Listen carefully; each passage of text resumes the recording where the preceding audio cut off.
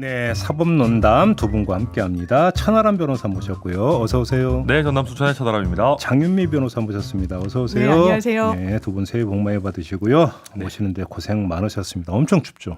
너무 추워요. 진짜. 제가 지방이 많아서 어지간하면 추위를 잘 타지 않는데 요즘 너무 추운 것 같습니다. 저는 또 복 많이 지방에 받으십시오, 그래도. 지방에 네. 거주한다는 얘기인 줄 알았어요. 저도 그 말인 줄 알았습니다. 지방이 많다. 네, 지방이 많아요. 시베리아보다 더 춥다나요. 네. 그러니까. 건강 관리 잘하시기 바라고요. 네. 오늘은 바로 본론으로 들어가겠습니다. 사흘 뒤면 이재명 대표가 또 검찰에 출석해서 조사를 받습니다. 저번에는 성남 FC 관련이었고 이번에 대장동 관련 이렇게 이해하면 되는 겁니까? 그렇습니다. 관련해서 그 연휴 직전부터 뭐 공수장 내용 이런 게 좀 보도가 되고 있어요. 어제도 보도 나온 게 있는데 공개된 몇 가지를 좀 매개 삼아서 쟁점을 좀 일단 짚어봤으면 좋겠는데 네. 일단 지금 검찰이 캐려고 하는 가장 핵심적인 혐의점은 뭐라고 보십니까? 저는 이재명 대표의 업무상 배임과 관련해서 왜 민간업자에게 수천억 원이 가도록 설계를 했느냐. 그 부분에 방점을 찍고 있다라고 보여집니다. 그런데 관련해서 지금 나온 걸 보면 지분 절반이 이재명 대표 것이다. 네. 뭐 이런 이야기가 지금 나왔다는 거 아니겠습니까? 그렇습니다. 이거 어떻게 봐야 됩니까? 저는 일단 이 사실관계 검찰이 주장하는 어디에 실렸는지가 굉장히 중요하다고 봅니다. 이 말인즉슨 지금 대장동 일당 4명이 추가 기소가 됐어요. 네. 뇌물이든 업무상 배임이든 이미 재판은 진행 중이기 때문에 이해충돌 방지법으로 추가 기소가 된 겁니다. 범죄 혐의의 요지는 대장동 그 신도시 개발업자로 선정될 때 위례 신도시와 관련해서도 내부 정보를 미리 본인들이 습득을 해가지고 유리한 고지를 점해서 거기에 선정이 되도록 했다라는 것입니다. 네. 그렇다면 이 범죄 사실과요. 그게 이해충돌 방지법의 이 요지인데 지금 공소장에서 잘라서 나와지는 매우 세세한 사실관계들.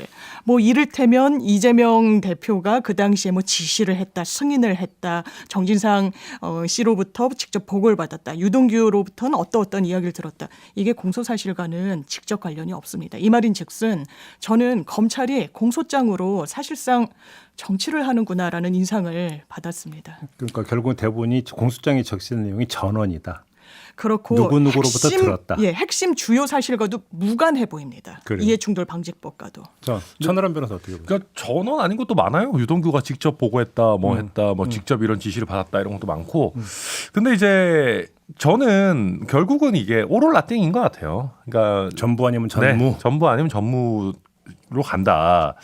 그러니까 결국은 이재명 대표랑 대장동 일당이 사실상 이해관계를 같이 하는 동지적인 관계였느냐 아니냐가 핵심이에요. 그러니까 지금 얘기 나오는 것도 보면 지금 대장동 일당이 쉽게 얘기하면 돈 많이 벌게 해주려고 뭐 이렇게 사업 지침도 유리하게 바꿔주고 이런 식으로 우리가 할 거라는 걸 미리 알려도 주고 서로 이게 왔다 갔다 했다는 거잖아요. 기브앤테이크를 했다는 거고 그리고 그 대가로 이제 뭐 김만배 지분을 절반을 받기로 했다. 심지어는 뭐 이거를 뭐 보면은 그걸 이재명 대표가 이 절반을 저수지 형태로 이렇게 갖고 있는 거에 대해서 사실 승인했다 뭐 이런 얘기까지 지금 나오고 있는 상황이라 가지고 결국 아까 이제 저는 처음에 검찰에서 이게 정치 공동체 이런 표현을 썼을 때 야 이거 조금 너무 센 표현 아닌가라는 생각을 했는데 이게 가면 갈수록 드러나는 걸 보면 이거 공동체 맞겠다. 라는 생각이 드는 거죠. 아니, 총괄에서는 좀 이따 좀 하도록 하고 하나만 더. 유동규 전 본부장이 어제 JTBC와 인터뷰에서 어떤 이야기를 했냐면 이재명 당시 성남시장이 남욱 변호사 등이 사업 입찰에 참여하면 된다는 얘기를 먼저 꺼냈다. 여기서 사업이라는 게 대장동 사업을 이야기하는 거겠죠. 네. 요 지금 주장을 했는데 이 신빙성은 어떻게 평가해요? 저는 유동규 씨의 발언의 신빙성이요. 최근에 그 재판부에서 다른 사건에서 평가한 바가 있습니다. 사실은 배우자의 증거인멸 혐의와 관련해서요. 아주 이례적으로 검찰 구형량보다 법원이 더 높이 선고를 했습니다. 그러면서 판결문에 이렇게 적시합니다. 유동규라는 사람에 대해서 검찰 수사에 혼선을 초래하고자 굉장히 거짓 진술을 많이 했다라고 평가를 해놓은 부분이 있습니다. 판결문에 그렇게 돼 있습니다. 그렇습니다. 보도까지 나왔습니다. 그러면 이런 재판부의 어떤 판시 저는 유동규 씨의 말 믿기가 어려운 부분이 있습니다. 지금 JTBC와의 어떤 인터뷰 내용도요. 상당히 단편적 편린들만 나오고 있는데 어쨌든 본인이 기억하는 정확한 워딩이 당시 이재명 시장이 아니 그러면 입찰 참여하면 되잖아라고 얘기했다라는 거예요.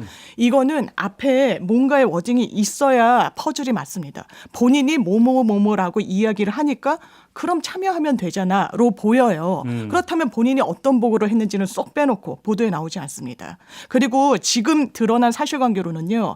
정진상, 김용보다 이 대장동 일당과 훨씬 밀착해 있는 건 유동규입니다. 그렇다면 이 부분을 단편적으로 조각조각을 언론에 인터뷰하면서 정말 혐의만 더 씌우는 부분이 있는데 이게 정말 신빙성이 얼마나 높은 것인지 유의미한지에 대해서 물음표가 지금 장윤미 가지지 변호사님의 말씀을 해석을 하면 내가 낙찰을 받게 해줄 게가 아니라 입찰하면 되잖아라고 하는 것은 지극히 원론적인 발언으로 그렇습니다. 해석될 여지도 충분히 있다 이 말씀이신 거죠. 그렇습니다. 천하람 변호사는. 일단 저는 그 아까 장윤 변호사님 유동규의 그 신빙성과 관련해 가지고 검찰 수사에 혼선을 줄 거짓말을 했다라는 거잖아요. 근데 재밌는 게 그 거짓말이 이재명 대표 측 감싸주는 거짓말이에요. 그러니까 처음에 내가 뭐 휴대폰 버린 거 아니고 뭐 이런 식의 얘기들이거든요. 그래서 나중에 이제 우리가 알고 보니까 뭐 어쩌고 통화를 해서 뭐 버리라고 했고 뭐 이런 얘기 나오고 나서 사실대로 터놓은 부분을 문제 삼는 겁니다. 왜 처음부터 사실을 얘기하지 않았냐. 예. 그래서 증거인멸을 인정을 한 부분인 거고요. 그리고 지금 유동규 본부장 얘기는 저는 그렇게 봅니다. 이재명 대표가 바보가 아닙니다. 그러니까 이재명 대표가 그럼 대놓고 자신의 최측근이라고 스스로 생각도 하지 않는다고 하는 유동규에게 야 우리가 어차피 남욱 그쪽에 무조건 몰아주기로 했어.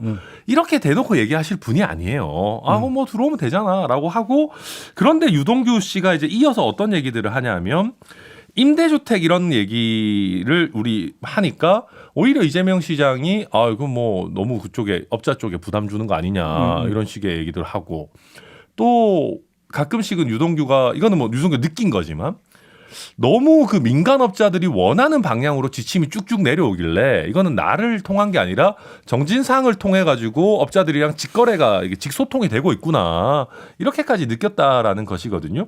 그리고 유동규의 인터뷰뿐만이 아니라 아마 앞으로 가다 보면 이게 정진상을 통해서든 유동규를 통해서든 업자들이랑 커뮤니케이션 한 내용들이 아마 나올 겁니다. 저는 그걸 종합적으로 보고 판단해야 된다고 봅니다. 자 여기서 한번 중간 정리를 해보죠. 지금 뭐 유동규 전 본부장의 뭐 주장이라든지 몇 가지 이야기가 나왔는데 일단 먼저 정리를 할게.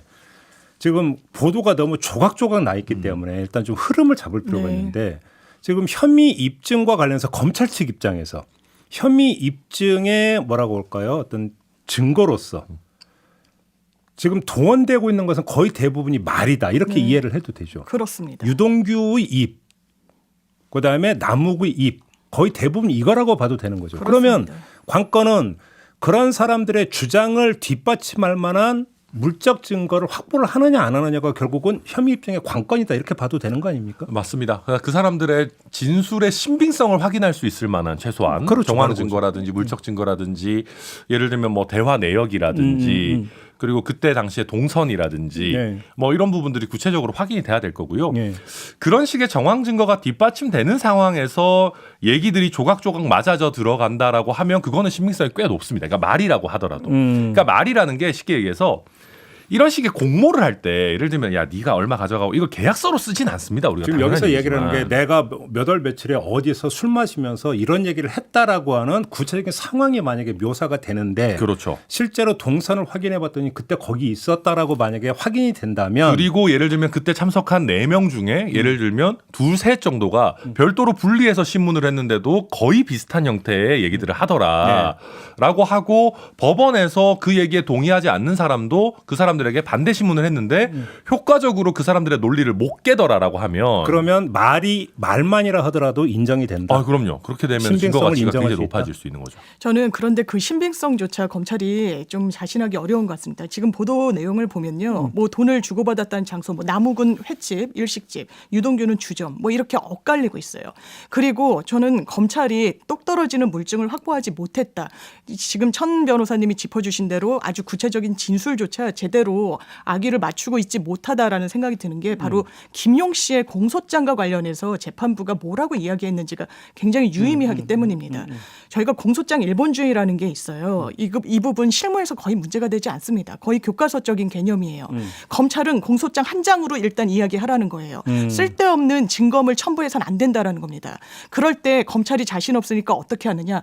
공소장에 굉장히 장황한 사실관계를 적어놓는 겁니다. 대단히 부적절합니다. 판사에게 예단을 주기 위한 의도예요. 한 장이 아니라 100장이 되는 겁니까? 그렇습니다. 그러니까 100장이 그러니까 이게 장수가 문제가 되는 거라기보다 방금 장 변호사 잘 말씀해 주셨는데 너무 과하게 많은 사실관계에 대한 증거적 주장을 담지 말라는 취지예요. 맞습니다. 예. 그러니까 주장과 증거를 좀 분리하자라는 취지인데 이런 유형의 정치적 사건에서 그게 좀 잘 안 지켜져요. 보통은 공안 사건에서는 어떤 신념을 갖고 있는 걸 설명하기 위해서 굉장히 장황하게 설시하는 과거 전례가 있었죠. 공소권 남용으로 평가받은 확정된 판례들이 상당히 많습니다. 예. 그런데 김용 씨 재판에서 재판부가 이 부분 왜 이렇게 장황하냐, 굉장히 이례적이다. 공소권 남용으로 대법원에서 확정된 판례도 있으니 그 부분 참고해서 검찰 공소장 정리하라고 그랬습니다. 이거 검찰이 수사할 때 정치적 의도가 없었다면 이런 식으로 적시하지 않습니다. 그러면 일반 사건에서. 공소장을 그렇게 장황하게 쓴 이유가 네, 자신 없어서. 물증을 확보를 못했기 때문에 말로 때우기 위한 것이냐 네. 아니면 공소장 유출을 전제로 언론 플레이를 하기 위한 것이냐 이걸 좀 갈라서 봐야 될 것 같은데 네, 뭐라고 그렇습니다. 보십니까? 그러니까 근데 이게 이제 그거를 뒷받침하는 물증이 전혀 없기는 쉽지 않습니다. 그러니까 갖고 있다고 네, 보십니까? 그러니까 그게 어려운 겁니다. 그러니까 이 정도 되는 사건인데 만약에 공소장에 소설을 써놓고 나중에 막상 재판 문 열었더니 증거가 없더라. 그거 굉장히 우스워지는 일이거든요. 그러니까 네. 그렇게까지는 안 합니다. 그러니까 이제 거기에 부합하는 증거들의 증거 가치를 어떻게 평가할 거냐 정도의 문제지 완전한 허구나 소설 거기다가 뭐 무슨 팬픽션 써놓으면 되겠습니까? 두 번째 아니죠. 가장 그러니까 유동규 본부장이나 남욱 변호사 등등의 어떤 그 주장 내지 증언의 신빙성을 배가시켜 주는 것이냐 삭감시켜 주느냐는 거 하는데 그 갈림길에서 키메이 되는 사람이 김만배 씨라든지 그렇습니다. 정진상 씨라든지 이런 분들 아니겠습니까? 맞습니다. 이 사람들이 유동규 전 본부장의 어떤 주장에 대해서 맞다 그렇게 이야기한 바가 있다 내가 예를 들어서 한다면 신빙성 확 올라가겠지만 굉장히 올라가죠. 난 그런 얘기 한 적 없다. 좀 저 사람이 뭔가 착각해서 이야기하고 있거나 거짓말하고 있는 거다라고 해버리면 다툼이 돼버리는 거잖아요. 그렇습니다. 이걸 어떻게 봐야 될까요? 저는 검찰이 그런데 누구 진술에 더 무게를 두고 거기에 기대고 있느냐. 저는 유동규 씨라는 생각이 듭니다. 남욱 변호사 마찬가지고요.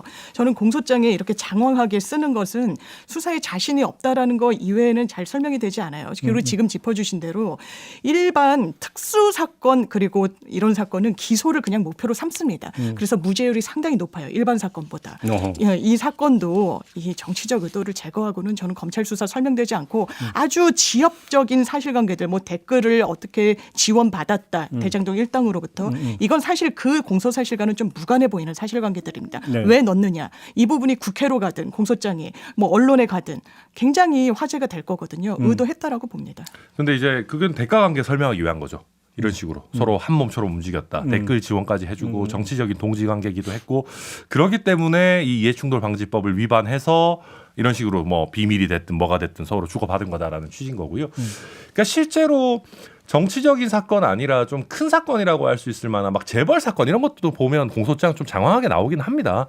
그러니까 이게 그 대장동 사건처럼 10년 이상에 걸친 대하 드라마 정도 되면은 공소장도 길어질 수밖에 없는데 그게 이제 스토리가 길어지는 것과 별개로 너무 증거 관계에서 나와야 될 걸 많이 쓰지는 마라라는 취지고요. 여기서 하나만 제가 여쭤볼게요. 네. 지금 김만배 씨와 유동규 전 본부장이 만약에 주장이 엇갈린다면 우리는 보통 이제 검찰이 대질신문이라든지 이런 그렇죠. 것들을 하지 않습니까? 네. 했다는 얘기 혹시 들어보셨습니까? 얘기는 못 들었고요. 대질신문은 다만 이제 강요할 수는 없는데 지금 대질이 이루어졌는지는 본인이 보도에는 거부하면 대질신문이 예, 어차피 안 강요할 되는 수는 거니까. 없습니다. 그러면 결국은 이거는 법정에서 증언 과정과 이것들이 종합 판단되면서 결국은 진위가 가려질 수밖에 없다. 검찰 수사에서 뭐가 나올 가능성이 별로 없다. 이렇게 중간 정리해도 되는 거 아닌가요? 어떻게 보십니까? 지금 검찰 수사는 이재명 대표 소환할 정도 되면 거의 마무리 단계라고 봐야 될 겁니다. 그래서 말씀하신 대로 법원에서 나올 텐데 저는 민주당에 계시는 분들이 약간 착각하고 계시는 게 김만배가 계속 모르쇠 아니오로 일관한다고 해서 빠져나갈 수 있는 게 아닙니다. 어떤 그러니까 점에서요? 저는 오히려 그 이재명 대표 입장에서 최악의 경우는 김만배가 말문이 막히는 겁니다. 그러니까 무슨 얘기냐면 김만배 쪽 변호인이 남욱 유동규를 반대 신문하기도 하고 반대로 남욱 유동규 쪽 변호인이나 검사가 김만배를 반대 신문하기도 합니다. 그러니까 그렇게 하다가 어느 순간 김만배가 거의 거짓말이 탄로가 났는데 말문이 억하고 막히는 경우가 나올 수 있습니다. 그러면 이제 그 재판을 진행하는 판사에게 심증을 굳히게 그럼요. 만들어주는 그러니까 이게 김만배가 입을 열지 않는다 하더라도 김만배가 얘기하는 스토리들 이 자리에 김만배가 분명히 있었는데 예를 들면 나머지 사람들은 다 이런 얘기가 오갔다라고 하는데 김만배는 끝까지 아니다라고 하는 것이 그게 과연 나머지 사람들의 진술을 탄핵하는 쪽으로 갈 거냐 아니면 재판부에서 느끼기에 그러니까 심증을 형성하기에 이거는 억지로 누군가를 지켜주기 위해서 끝까지 거짓말을 하고 있는구나라고 보여질 거냐는 결국 디테일에 달린 겁니다. 아무튼 두 분의 이제 그러니까 공통된 점은 어차피 관건은 법정에서 교차되는 증인신문 과정에서 무언가가 맞습니다. 이루어질 거다. 그렇습니다. 결국 이거잖아요. 그럼요. 그것이.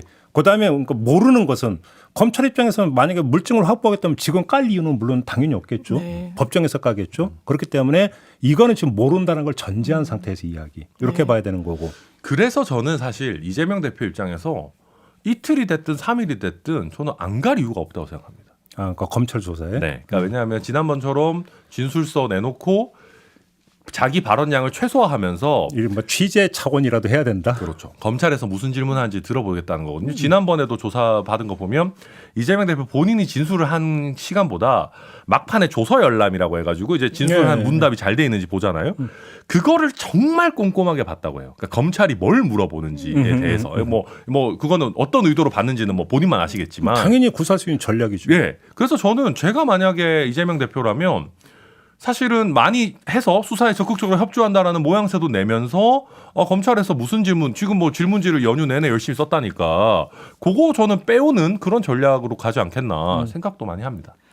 저는 아까 증언 때 말씀을 하셨는데요. 말문이 막히는 건 아마 유동규 씨가 될 가능성이 매우 농후하다라고 생각하고요. 지금 말씀하신 대로 이 조서 열람은 아마 그러니까 질문을 확인하는 것도 유의미할 텐데요. 이건 피신 조서, 본인이 피의자인 경우에는 이 정보공개 청구로 또 받아볼 수는 있어서 아마 자기의 진술이 혹여 이게 오염돼 있을까, 이 진위가 제대로 이렇게 적시되지 않을까를 좀 많이 보았던 알겠습니다. 것 같습니다. 오늘 뭐 시간 관계상 쌍방울 김성태 회장과의 관계에 대해서는 오늘은 좀 짚지는 못할 것 같고 짧게 마지막으로 이 조사 끝난 다음에 구속영장 칠 거다라는 지금 전망 기사가 많이 나오던데 두 분 어떻게 전망하십니까? 짧게 전망해 주시면. 일반적인 경우면은 영장 이미 쳐섰어야 되고 당연히 칠 겁니다. 이 정도 사이즈, 이번에는? 이 정도 중요한 사건이면은. 그래. 네. 저는 일단 소환에 응하게 됨으로 인해서 검찰이 영장 청구를 할 명분이 상당히 낮아졌다. 그래서 저는 영장 청구도 할 가능성이 좀 낮다라고 낮다. 봅니다. 그다음에 또 이제 쌍방울 수사건이 좀 아직 남아 있는 거죠. 예, 근데 영장에 넣지도 못했죠. 변호사비 대납은 근데 검찰이. 제가 검사면 꼼놀이패예요.